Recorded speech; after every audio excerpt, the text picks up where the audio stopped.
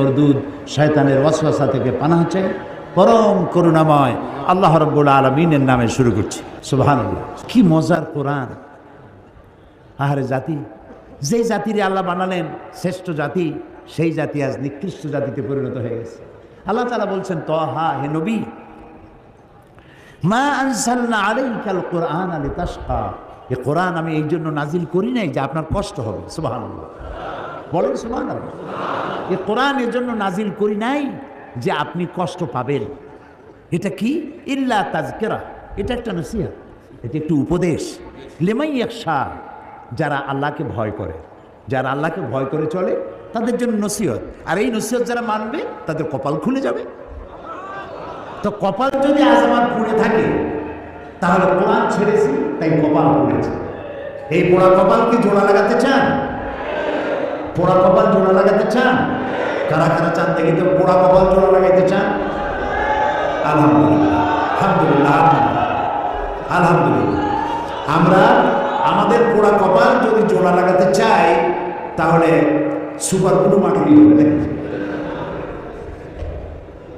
Super গ্লুতে কাজ হবে না। আল্লাহ রাব্বুল আলামিন বলেছেন, আমি ইন্নাল্লাহা লা ইউগাইয়িরু মা বিকওমিন হাত্তা ইউগাইয়িরু মা বিআনফুসিহিম, আমি কোন জাতির ভাগ্যকে পরিবর্তন করি না যতক্ষণ পর্যন্ত সেই জাতি নিজের ভাগ্যই নিজেরা পরিবর্তনের জন্য সচেষ্ট হয়। তোমরা যদি তোমাদের ভাগ্যকে পরিবর্তনের জন্য সচেষ্ট হও, তাহলে আমি তোমাদেরকে ভাগ্য পরিবর্তন করে দেব। এটার নাম পরশপাথর। এটার নাম কি? পরশপাথর। আল্লামা আলতাফ হোসেন হাদি তিনি বলছেন, উতর কর কারহরা সে সুয়ে কম আয়া, উতর কর কারহরা সে সুয়ে কম আয়া, और एक नुस्खे की नियासत लाया। নবী করিম সাল্লাল্লাহু আলাইহি ওয়াসাল্লাম একটি অধপতিত সমাজকে কি করে চরিত্রবান বানানো যায়, কিভাবে ভালো বানানো যাবে, যেই জাতি চুরি করে, ডাকাতি করে, জিনা করে, ব্যভিচার করে, মানুষের মর্যাদা যেই জাতির ভিতরে নাই, এই জাতির ভাগ্য কেমনে ভালো হবে। হেরা পাহাড়ে বসে তিনি চিন্তা গবেষণা করতে লাগলেন। 40 বছর বয়স যেদিন পূর্ণ হয়ে গেল, আল্লাহ তাআলা কোরআন নাযিল করে দিলেন। হেরা পাহাড় থেকে কোরআনের আয়াত নিয়ে তিনি দুনিয়ায় অবতীর্ণ হলেন। দুনিয়ায় এলেন, কোরআনের সংস্পর্শে যারা এলো, জিরো গুলি সব হিরো হয়ে গেল। আল্লাহু আকবার, আল্লাহু আকবার, আল্লাহু আকবার। হযরত নূহ, যিনি আল্লাহর নবী হত্যা করতে আসছে, সাধারণ মানুষ না, আল্লাহর নবী হত্যা করা কত বড় কঠিন কাজ। সে রাসূলকে হত্যা করতে আসছে। এই কোরআন যখন তেলাওয়াত শুনলেন, এই জায়গাটা ঠিক আমি যেখান থেকে তেলাওয়াত করতেছি, এই জায়গাটা তিনি তেলাওয়াত শুনছিলেন, জীবনের পরিবর্তন হয়ে গেল।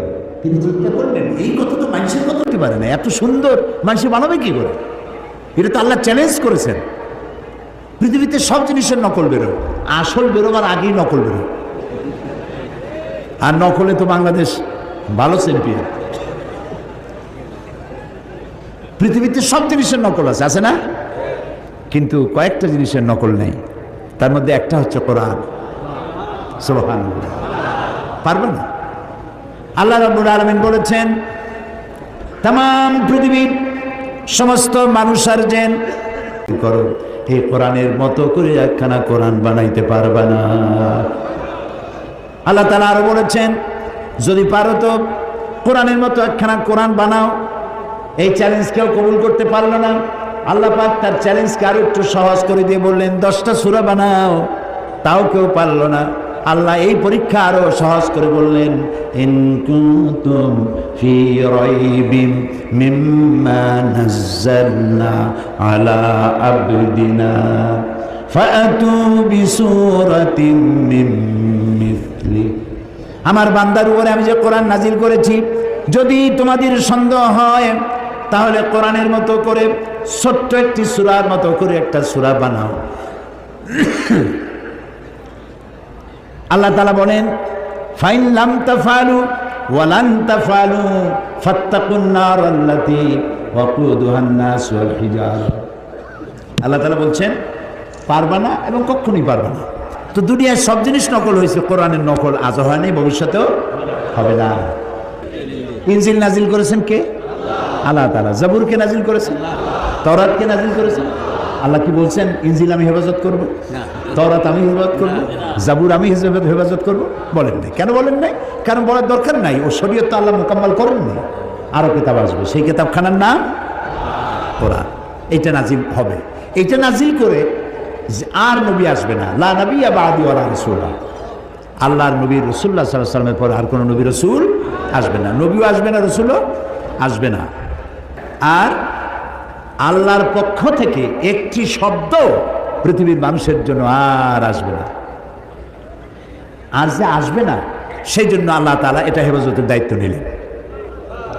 আল্লাহ রাব্বুল আলামিন বলেন ইন্না নাহনু নাযালনা যিকরা ওয়া ইন্না লাহু লাহাফিজুন। কোরআন নাজিল করেছি আমি আল্লাহ, আর এর সংরক্ষণের সবটুকুন দায়িত্ব আমি আল্লাহ গ্রহণ করেছি। প্রিয় ভাই সব, কোরআনের কথা বলতে বলতে আমি তো শেষ করতে পারবো না। জীবনে বয়স তো কম হলো না, 70-এর কাছাকাছি চলে এলো। এই 70-এর কাছাকাছি বয়সের অর্ধ শতাব্দী, প্রায় 50 বছর কোরআনের খেদমতে নিয়োজিত আল্লাহ রাখছিলেন। দেশে বিদেশে পৃথিবীর 5টি মহাদেশের অন্তত 50টিরও বেশি দেশে কোরআন নিয়ে দৌড়াইছি, ছুটে বেড়াই।